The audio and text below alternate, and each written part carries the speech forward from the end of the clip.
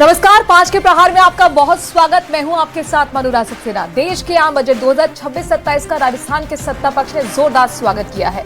CM भजन लाल ने इसे निवेश और रोजगार बढ़ाने वाला समावेशी बजट कहा, तो वहीं डिप्टी सीएम बैरवा ने इसे समाज के हर वर्ग को मुख्यधारा से जोड़ने वाला ऐतिहासिक कदम करार दिया है।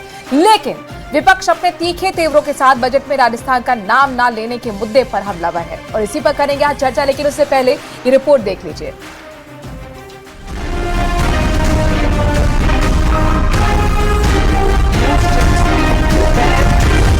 विकसित भारत का संकल्प बजट में फुल मंद। सुधार एक्सप्रेस अपने मार्ग पर चल पड़ा है और यह हमारे कर्तव्य को पूरा करने में मदद के लिए अपनी गति बनाए रखेगा। युवा, महिला और किसान, सबका संपूर्ण ध्यान।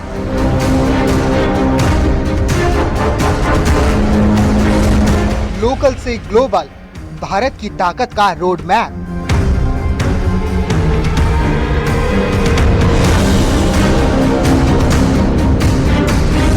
सुधार एक्सप्रेस, विपक्ष कितना इम्प्रेस। तो कुल मिलाकर सुधार एक्सप्रेस, लेकिन सवाल ये कि विपक्ष कितना इम्प्रेस हो रहा है। जो कि विपक्ष यहाँ पर तीखे सवाल कह रहा है कि विजनलेस है, होपलेस है, लेकिन सरकार कह रही है कि तो एक्सप्रेस है रिफॉर्म वाला, ये पॉपुलिस्टिक नहीं है। लॉन्ग टर्म इसमें आपको इन्वेस्टमेंट देखने को मिलेगा, लॉन्ग टर्म रिजल्ट आपको देखने को मिलेगा। कुल मिलाकर एमएसएमई से लेकर आप देखिए सेमीकंडक्टर से लेकर यहाँ पर बायो फार्मेसी पर कैसे ध्यान देना है, R&D पर कैसे ध्यान देना है, ग्लोबल लेवल पर कैसे आत्मनिर्भर बने देश, इसको लेकर यहाँ पर कई प्रावधान देखने को मिले हैं। हालांकि टैक्स पेयर को उम्मीद थी कि इस बार टैक्स में छूट मिलेगी, लेकिन टैक्स स्लैब में कोई चेंजेस नहीं है, लेकिन कुछ ऐलान भी हैं, उनको भी समझने की कोशिश करेंगे। और राजस्थान के परिप्रेक्ष्य में आज क्या कुछ राजस्थान के हाथ लगा है, ये हमारे समझने की कोशिश होगी। हमारे साथ शंकर अग्रवाल बीजेपी के प्रवक्ता जुड़ गए हैं, प्रतीक सिंह कांग्रेस की तरफ से हमारे साथ जुड़ेंगे कुछ ही देर में, और राघव चतुर्वेदी हमारे साथ टैक्स कंसल्टेंट जुड़ रहे हैं, साथ ही रामपाल जाट किसान हमारे साथ नेता जुड़ेंगे, और सुशील अग्रवाल पूर्व चेयरमैन है CII के स्टूडियो में हमारे साथ मौजूद है। बहुत स्वागत सर आपका। सुशील जी, सबसे पहले मैं आप ही से शुरुआत करूंगी। पॉपुलिस्टिक बजट तो बिल्कुल नहीं कहेंगे, क्या बोले, रिफॉर्म वाला बजट बोले। 5 टेक अवेज आपकी नजर में जो पॉजिटिव पर्सपेक्टिव में आपको दिखते हैं। आपने पहले तो कहा कि पॉपुलर बजट नहीं देखेंगे।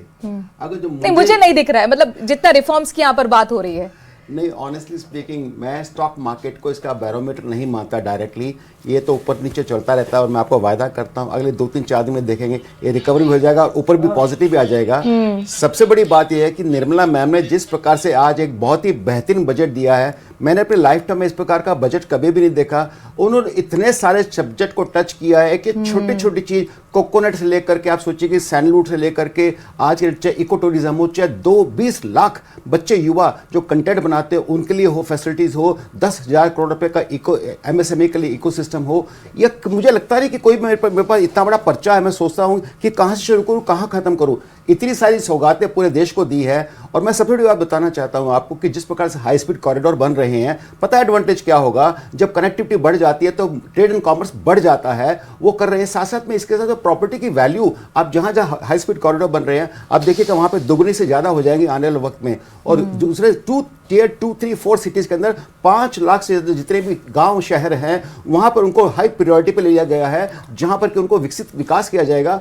इतना तो मैंने कभी भी किसी बजट में नहीं देखा आज तक कि इतनी छोटी छोटी बातों पर ध्यान देकर के प्रोग्रेसिव आइडिया के साथ में उनको बूस्ट दिया जाए। और जिस प्रकार से ओवरऑल 360 डिग्री इस चीज को चैनलाइज किया गया या इसको बताया गया, मैंने अपनी लाइफ में कभी नहीं देखा। मैं तो सोच रहा हूं कि पता नहीं आज मार्केट में लोग कैसे क्या सोचते हैं। और मुझे ये भी समझ में आता है कि लोगों से उम्मीद क्या थी। एक आम इंसान सोचता है इनकम टैक्स कम हो जाए, ज्यादा हो जाए, ये बहुत छोटी सी बात है। अगर जो आपका जीविका का आधार बढ़ जाता है, 40,000 करोड़ रुपए हमारे को इलेक्ट्रॉनिक्स के अंदर PLI स्कीम में दिया जा रहा है। अब मान के चले पूरे भारत के अंदर बाढ़ आ जाएगी बिजनेस की, जॉब्स की, और पूरे विश्व के अंदर सारी कंपनी आकर के यहाँ जब सेटअप लगाने लग जाएंगी, मोबिलिटी अच्छी हो जाएगी, सिस्टम अपने हाई स्पीड नेटवर्क अच्छे हो जाएंगे।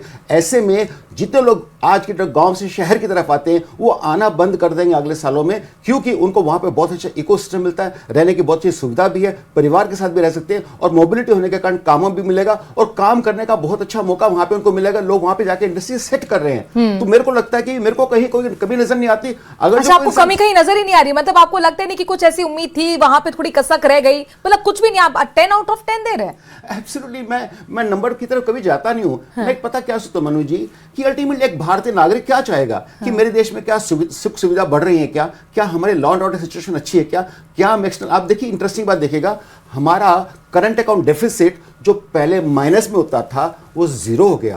$800 बिलियन का एक्सपोर्ट किसको कहते हैं, और एमएसएमई इसके अंदर 30% जीडीपी रखता है पूरे भारत की, 45% एक्सपोर्ट का कंट्रीब्यूशन देता है एमएसएमई, और आप समझ के चलिए कि एमएसएमई को नो डाउट, ठीक है, यानी कुल मिलाकर आप कह रहे हैं उन तमाम सेक्टर्स को टच किया गया है जो ये जो भविष्य की ग्रोथ है उसको आगे बढ़ाए, और साथ ही कुल मिलाकर जो स्टेबल इकोनॉमिक ग्रोथ कहते हैं उसकी तरफ आगे बढ़ने वाला है। रामपाल जाट भी हमारे साथ किसान नेता जुड़ गए।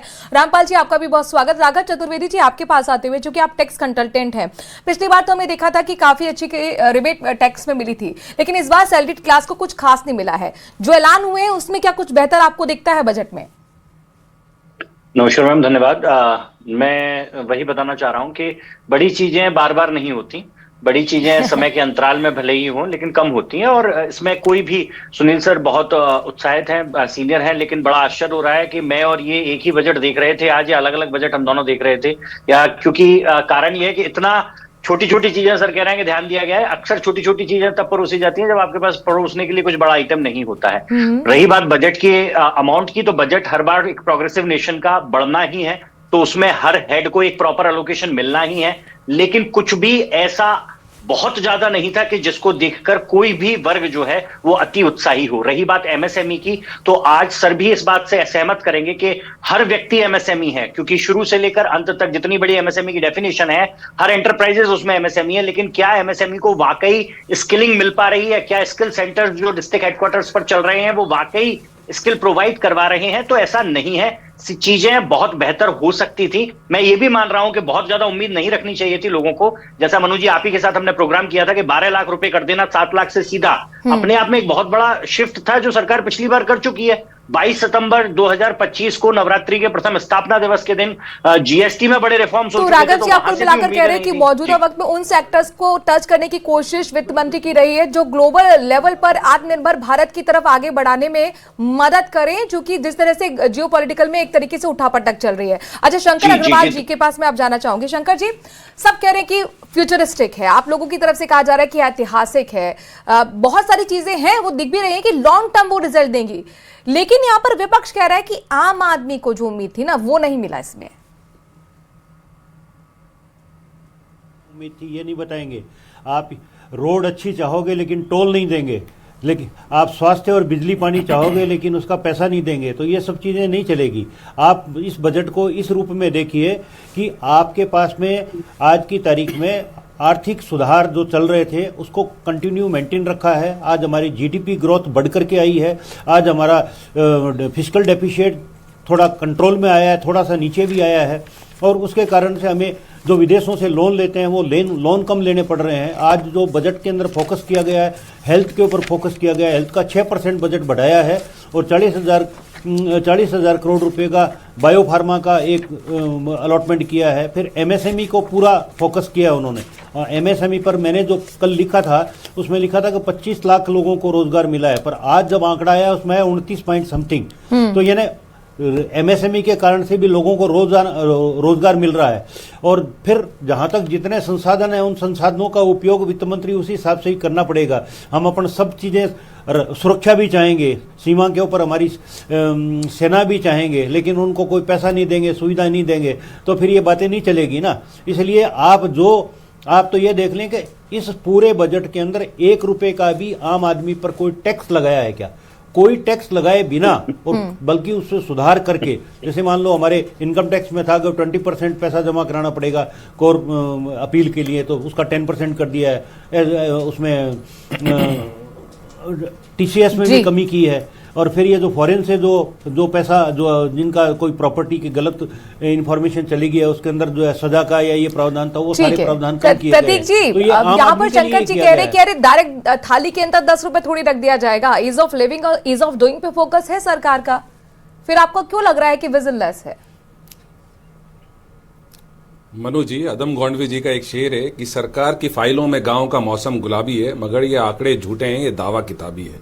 ये बात कर रहे हैं फोर्थ लार्जेस्ट इकोनॉमी बन गए हैं, थर्ड लार्जेस्ट इकोनॉमी बन जाएंगे। आप मुझे बताइए, देश प्रति व्यक्ति आय के अंदर 140वें स्थान पर है, और अगर टॉप 10% लोगों को छोड़ अगर हटा देंगे तो प्रति व्यक्ति आय 90,000 रुपए सालाना भी नहीं है। आप सोचिए, प्रति जो 90,000 रुपए सालाना में एक परिवार कैसे अपना चलाएगा काम।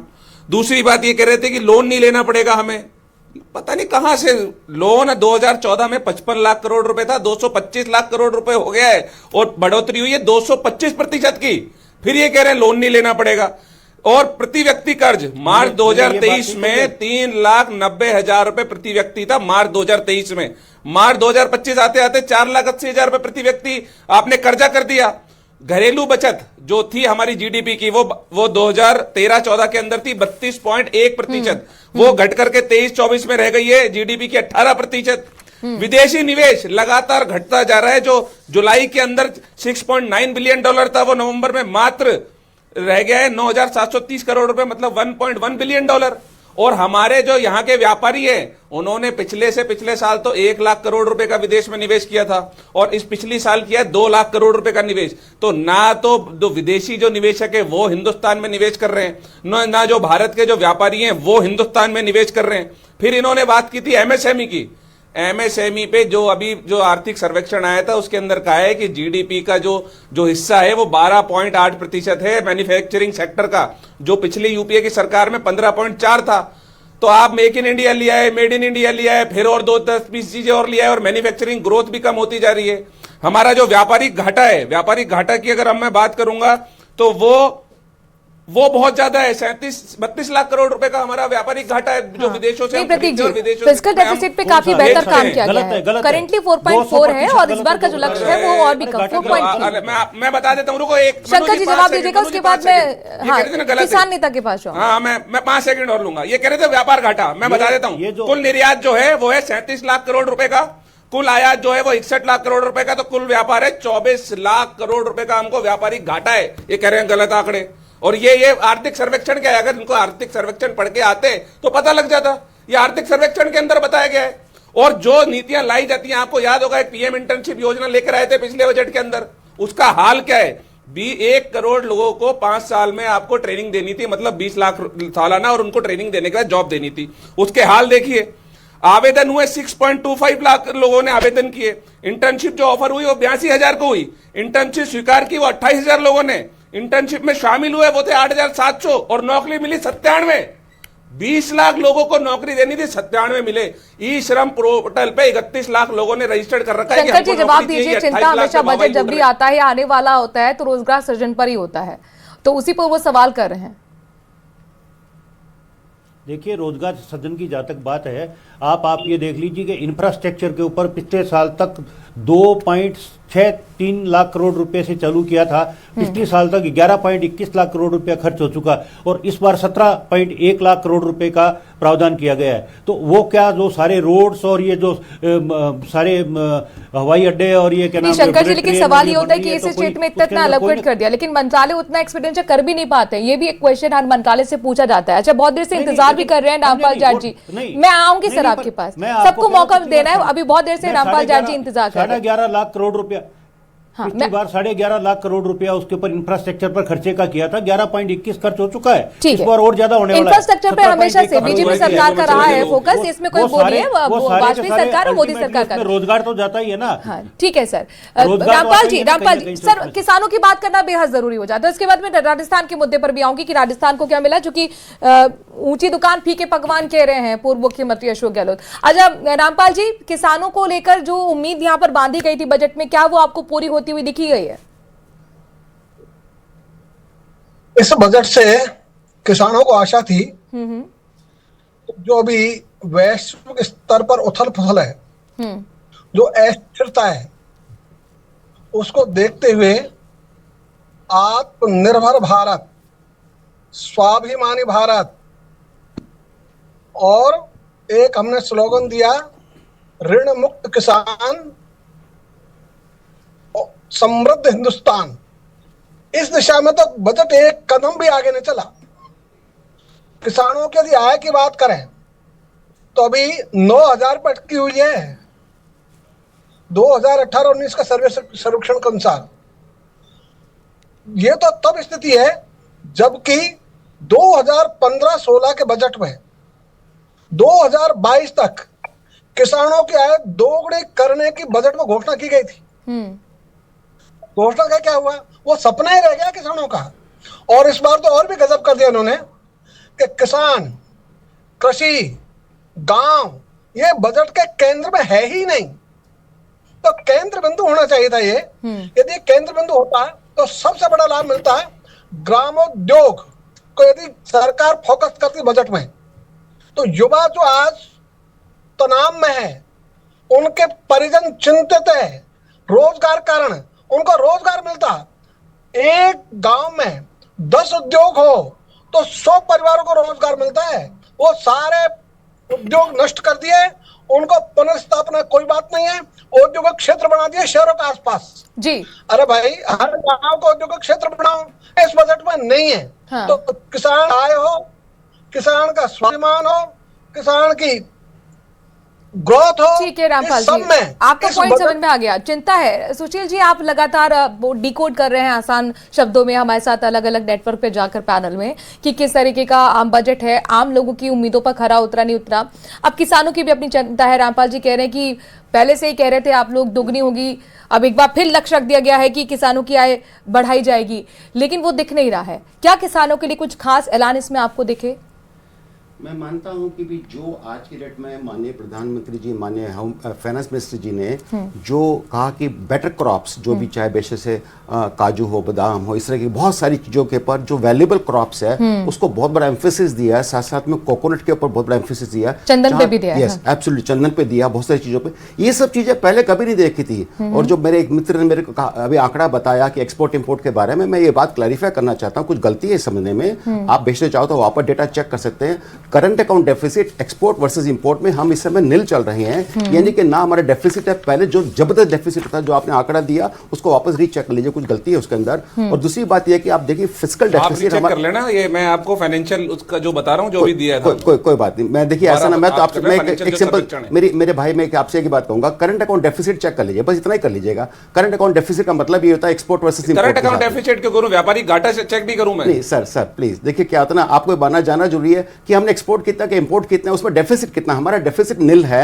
और बता तो दिया मैंने। प्लीज मेरे को बोलने दीजिएगा। कितना क्या बता दीजिए, चलिए इस साल का बता दीजिए आप। नहीं, कितना इंपोर्ट किया, कितना एक्सपोर्ट किया, आप बता दीजिए। मैं आपसे माफी चाहता हूं। आप मेरा आंकड़ा गलत बता रहे हैं, आप बता दीजिए सही। आप मेरा आंकड़ा गलत बता रहे हैं, आप सही बता दीजिए। ऐसा है नहीं, देखिए मैं इसके लायक नहीं हूं, आप उनसे बात कर सकते हैं, लेकिन मैं आपको उनकी बातें बताने की कोशिश करता हूं। आप सोचिए कोविड के टाइम में हमारा आप गलत बता रहे हैं ना, आप गलत बता रहे तो आप सही बताइए ना। सर एक काम करते हैं ना, उस गलत सही को तो बाद में चेक करने कोई बात नहीं, सारी दुनिया देख सकती है, इसको चेक कर सकते हैं। मेरी इसमें कोई आर्गुमेंट नहीं है, आपने अपना पॉइंट रखा, मैंने अपना पॉइंट रखा, कोई इश्यू नहीं है। आप देखिए फिस्कल डेफिसिट हमारा 9.5% होता था, 4.5% पे लेके आ गए हैं, और उसको आने वाले पे और कम करने की जरूरत है। हाँ। इसका मतलब कि टैक्स की बाउंसी है, रखा गया ना 4.3 रखा है। एब्सोल्युटली, इसका मतलब है कि टैक्स आ रहा है, हमारे पास टैक्स आ रहा है, गवर्नमेंट डायरेक्ट इनडायरेक्ट टैक्सेस आ रहा है, रेवेन्यू आ रहे हैं, तभी एक्सपेंडिचर कर रही है। और जितना फिस्कल डेफिसिट कम से कम होगा, उतना गवर्नमेंट स्पेंडिंग के लिए उनके पास काफी बड़ा पैसा होगा। और गवर्नमेंट जितने सारे ऐलान किए हैं, इतने टाइट इस माहौल के अंदर, उसके बावजूद मेरे को कहीं दूर दूर तक किसी चीज में लगता नहीं। आप सोच के देखिएगा, हमारे बगल के देश के अंदर 280 रुपए का डॉलर है, हम 1991 के ऊपर चिकाचाकी कर रहे हैं, जो कि हम लोग को मान के चलिए, अगर जो गवर्नमेंट ने ये भी तो अपने आप में रिकॉर्ड है ना कि निचले स्तर पर रुपया पहुंचा है डॉलर के, तो इससे भी तो आप इनकार नहीं कर सकते ना। आपको मैं बता दूं, हम तो दुनिया की चौथी अर्थव्यवस्था है ना, तो हमको क्या उम्मीद करनी चाहिए? अब ये इन्वेस्टमेंट, निवेश तो एक बड़ी चिंता है। अगर वो चिंता है तो इसमें कोई रास्ते को रोड मैप दिख रहा है बजट में? 65% से 24 से 25 के बीच में ही गिर गया है। आरबीआई ने दिल खोल के डॉलर को बेचा है ताकि रुपये को कंट्रोल किया जा सके, डॉलर को कंट्रोल किया जा सके। मैं समझता हूं कि बहुत अच्छा कंट्रोल मैकेनिज्म रखा है, इन्फ्लेशन को कंट्रोल में रखा गया है, जीडीपी ग्रोथ को 6.5-7% के इर्द गिर्द कहीं ना कहीं रखा गया। ये तो ओवरऑल जीडीपी है, सेक्टरल ग्रोथ काफी अच्छी है। अब मैन्युफैक्चरिंग में देखिएगा 40,000 करोड़ रुपए का आज के जो इलेक्ट्रॉनिक्स के लिए दे रहे हैं, रेयर अर्थ के लिए दे रहे हैं, ऐसे दुनिया भर के जैसे ecosystem, cultural ecosystem, tourism, medical tourism हो या वैसे टूरिज्म हो, और जैसे जैसे मैंने कहा कि पूरे देश के अंदर 5 लाख से ज़्यादा गाँव, जो जितने भी शहर गांव हैं, उनको प्रायोरिटी सेक्टर पे लेकर के उनको स्पेशली स्प्रूस अप किया जा रहा है, चैंपियन क्रिएट किए जा रहे हैं। मेरे को लगता है कि जिस प्रकार से सारी चीज़ों पे हाथ रखा गया या इसके ध्यान दिया गया, चाहे दिव्यांगजन हो उनके लिए भी एक एक चीज़ के लिए ध्यान रखा गया। कुछ ऐसी चीजें हैं जिन पर ध्यान नहीं दिया गया था, जैसे कि सेमी कंडक्टर पे और डेटा सेंटर किस तरीके से दुनिया का हब यहां पर बनाया जाए। एआई को लेकर क्वेश्चनेबल इंडिया रहता था, जो बाहर के इन्वेस्टमेंट है कि एआई पे कुछ खास नहीं कर रहा है, तो उस पर भी यहां पर बात की गई है बजट के अंदर। अच्छा शंकर अग्रवाल जी, अब हम थोड़ा सा बहस में आगे बढ़ते हैं, राजस्थान पर आते हैं। ये लगातार विपक्ष आरोप कर रहा है कि भाई आप लोगों ने तो राजस्थान का नाम तक नहीं लिया है, एक तरीके से भेदभाव कर दिया गया है। आप असम को दे देते हैं, तमिलनाडु को दे देते हैं, पश्चिम बंगाल को दे देते हैं, यानी कि जहां जहां चुनाव है वहां सब कुछ कर देते हैं और राजस्थान को आप नेग्लेक्ट कर देते हैं। केवल 4 स्टेट जिनका नाम लिया गया है, आजकल बजट का ट्रेंड बदल गया है। पिछले 3 बार से आप देख ले, 3-4 बार से बजट केवल एक पर्टिकुलर, जैसे एग्रीकल्चर है तो एग्रीकल्चर का बजट टोटल दे दिया। अब उसका जो बाइफर्केशन जो होगा वो बाद में जब समितियों को जाएगा और ये अलग अलग डिपार्टमेंट के उसके अंदर जाएगा, उसके अंदर सारे प्रपोजल बन के आएंगे। केवल 4 लोगों का खनिज के लिए जो है, जो अभी ये मिनरल्स के लिए उड़ीसा और ये जो 3 और स्टेट जो तमिलनाडु, केरल और आंध्र प्रदेश, ये 4 लोगों का नाम आया है इस पूरे बजट में। मैं अच्छी तरह देख के आया, बाकी कोई ऐसा कोई विशेष नाम नहीं आता आजकल किसी भी पर्टिकुलर या कोई बड़ी योजना होती है उसका नाम आता है। बाकी क्या राजस्थान का पिछली बार का बजट देख लो, राजस्थान को क्या मिला, लेकिन क्या नहीं मिला राजस्थान को, सब चीज़ें मिली है, सब ट्रेन भी है, ये भी है। अब वो कहेंगे सब ट्रेन नहीं आई, तो वो सारे ट्रेन का बजट जो आएगा वो रेलवे की जो परवर समिति बनी हुई है पार्लियामेंट की, उस समिति के अंदर डिस्कस होगा और उसके अंदर अलोकेशन हो जाएगा कि राजस्थान को ये चीज़ें चाहिए, ये डिमांड चल रही है, शुरू से ये चल रही है। 1.5 घंटा के बजट के अंदर तो जितनी बातें आ सकती थी वो आ गई, लेकिन इसके अलावा जो भी है वो राजस्थान के जो सांसद है वो लेकर के अपना काम करेंगे और उसके अंदर जो भी राजस्थान को बेस्ट से बेस्ट पॉसिबल जो कुछ मिलना चाहिए उसका मिलेगा। ठीक है, लेकिन शंकर जी आप अभी आंसर दे पाने वाली स्थिति में नहीं है जिस तरह से विपक्ष पूछ रहा है। लेकिन प्रतीक जी, यहाँ पर मुख्यमंत्री की तरफ से तो कह दिया गया है कि 7% की विकास दर के साथ पाथ ब्रेकिंग रिफॉर्म एक्सप्रेस है। आपने ठीक है सर, मैं मुख्यमंत्री की बात बता देती हूँ प्रतीक जी को। प्रतीक जी जवाब दे दिया गया यहाँ पर, वो कह रहे हैं कि डेटा सेंटर, सोलर क्षेत्र में मिलने वाले प्रोत्साहन से हमारे प्रदेश में निवेश और रोजगार बढ़ेगा। टेक्सटाइल पार्क जैसी घोषणा की गई है, सेमी कंडक्टर मिशन 2.0 लॉन्च किया गया है, तो इससे फायदा होगा राजस्थान को। आप कह रहे हैं कि राजस्थान को नेग्लेक्ट किया गया है। मनु जी मुख्यमंत्री जी को शायद या तो पता नहीं है या इनको बताया नहीं गया, उनके मुख्यमंत्री बनने से पहले सोलर पावर में राजस्थान पूरे देश में नंबर 1 स्टेट बन चुका था। ये आज की बात नहीं है, ये पहले ही बन चुका था, पहली चीज। दूसरी बात, अभी जीडीपी की बात हो रही थी, जीडीपी को कैलकुलेशन जो है वो खुद जो उसके आंकड़े हैं वो उसके आप देखिए पूरी तरीके से घेरे में है, क्योंकि आईएमएफ ने उसको ग्रे लिस्ट में रखा है। होता क्या है कि जो हमारा अनऑर्गेनाइज सेक्टर है वो 45% का कंट्रीब्यूशन देता है जीडीपी के अंदर और 55% देता है ऑर्गेनाइज सेक्टर। तो अब भारत सरकार क्या कर रही है, ऑर्गेनाइज सेक्टर में जितनी ग्रोथ हो गई उसी को मान लेती है कि अनऑर्गेनाइज में भी उतनी कृषि में हुई, उतनी एमएसई में हुई और सब जगह हुई, और उसके हिसाब से जीडीपी की ग्रोथ निकाल रही है। तो ये तो अपने आप ही खुद घेरे के अंदर है। ग्लोबल संस्था वो भी तो कह रही है, आप वो भी तो जिक्र कर दीजिए, 7.5 जीडीपी रहेगी, उसका भी तो जिक्र कर दीजिए सर।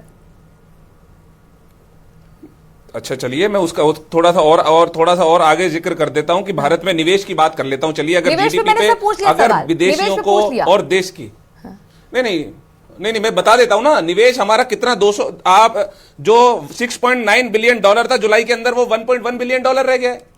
और जो भारत के व्यापारी हैं वो पिछले साल 2 लाख करोड़ और उससे पिछले साल 1 लाख करोड़ विदेश में निवेश कर चुके हैं हिंदुस्तान की जगह। तो अगर इन लोगों को, अगर हिंदुस्तान की जीडीपी के जो आंकड़े आ रहे हैं अगर उस पर भरोसा होता तो वो यहाँ निवेश करते। अब आता हूं मैं राजस्थान। भरोसा जताने के लिए राघव चतुर्वेदी जी इसमें कुछ दिखता है, क्योंकि मैं देखूं अगर पर्सनल जो गुड इंपोर्ट्स हैं उस पे 10 से घटाकर अब 20 से घटाकर 10% कर दिया गया है। एक्सपोर्ट इंपोर्ट के लिहाज से कितना इंपॉर्टेंट है, जो सवाल यहाँ पर प्रतीक जी का है, जो चिंता विपक्ष की है। नहीं बिल्कुल सही बात है मैम। पर्सनल इंपोर्ट की बात है, पर्सनल इंपोर्ट के लिए वो 20 को 10% किया गया है। अब तक अगर पर्सनल यूज के लिए अगर आप कोई गुड्स मंगाता है व्यक्ति, तो उसको 20% की जगह 10% इंपोर्ट ड्यूटी करनी पड़ेगी। इनडायरेक्ट टैक्सेशन में बेसिकली जीएसटी में कोई ज्यादा बड़ा बदलाव था नहीं, जैसा हमने पहले बात किया। तो जो भी मिला है वो कस्टम्स में चेंज आए हैं। 17 जीवन रक्षक दवाएं हैं जिनको अब इंपोर्ट ड्यूटी से मुक्त कर दिया गया है। सरकार ने जो लिथियम आयन और लेड बैटरीज को बनाने के लिए जो कंपोनेंट्स हैं उनका इंपोर्ट जो है वो कस्टम ड्यूटी फ्री कर दिया है। मैं सिर्फ इसमें ये कहना चाहता हूं, बिल्कुल सही बात है कि सरकार ने हर उस क्षेत्र के लिए लिए, जो या तो अब तक पिछड़ा हुआ था या जिस पर ज्यादा चर्चाएं नहीं हो रही थी, संभावनाएं थी, उनके लिए बात की है। चाहे वो चिप, माइक्रोचिप बनाने की बात हो, एआई हो, डिजिटल क्रिएटर्स हो। कहने का आशय सिर्फ ये है कि इस बार उतने बेहतर तरीके से उस बात को आम जन तक पहुंचाने में शायद सफल नहीं हो पाए जैसा ये हर बार करते हैं, क्योंकि ये निश्चित बात है कि सीमित संसाधनों में से असीमित आवंटन नहीं हो सकते हैं। ये भी सीधी सी बात है कि 1.5 घंटे के भाषण में हर राज्य का नाम राज्यवार नहीं लिया जा सकता है। लेकिन जो आप कर रहे हैं, अगर आप ऐसी वर्तमान ग्लोबल परिस्थितियों में हैं जब आपके आसपास हर पड़ोसी आपको आंखें दिखा रहा है, हो सकता था कि बजट में 15 मिनट जो है स्पेसिफिकली आपके डिफेंस बजट में क्या आपने। प्रतीक जी राजस्थान पर कुछ कहना चाह रहे थे सर, जल्दी से बोलेगा, उसका जवाब दीजिएगा शंकर जी शॉर्ट में। देखिए, मैं ये कह रहा था कि 2017, 2018, 2023, 2024, 2025 लगातार ये बोला गया ईआरसीपी को राष्ट्रीय परियोजना बनाएंगे, तो ईआरसीपी को आज तक राष्ट्रीय परियोजना नहीं बनाया, कोई बजट नहीं दिया।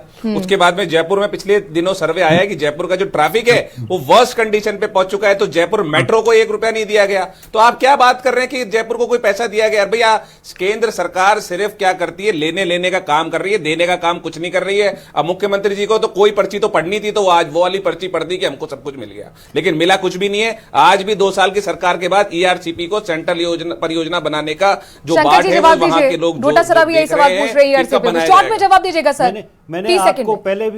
मैंने आपको पहले भी ये बात बता दी थी कि बजट का देखने का नजरिया आपको बदलना पड़ेगा। एक स्टेट का नाम पूरे बजट के अंदर नहीं आएगा, अलॉटमेंट कर देते हैं टोटल अलॉटमेंट के अंदर, फिर आप वहां जाकर के जो आपकी जो समिति है, इन दोनों को किया गया क्या? मेट्रो पार्लियामेंट की जो समिति बनी हुई है, उस समिति के अंदर रेलवे की जैसे कमेटी बनी हुई है, मेट्रो और ईआरसीपी को किया गया क्या? उसके अंदर बाइफर्केशन होगा, उसके अंदर डिस्ट्रीब्यूशन अलॉटमेंट होगा, अर्बन डेवलपमेंट पे तो फोकस किया गया है टियर 2 टियर 3 सिटीज पर। चलिए, इससे किस तरह से रोजगार सृजन होगा ये देखने वाली बात होगी। तमाम गेस्ट हमारे साथ पैनल में जुड़े हुए थे, आप सभी का बहुत बहुत शुक्रिया इस चर्चा में शामिल होने के लिए। वक्त थोड़े से ब्रेक का है, लेकिन खबरों का सिलसिला जारी है प्रदेश के number 1 news channel news 18 Rajasthan पर। नमस्कार।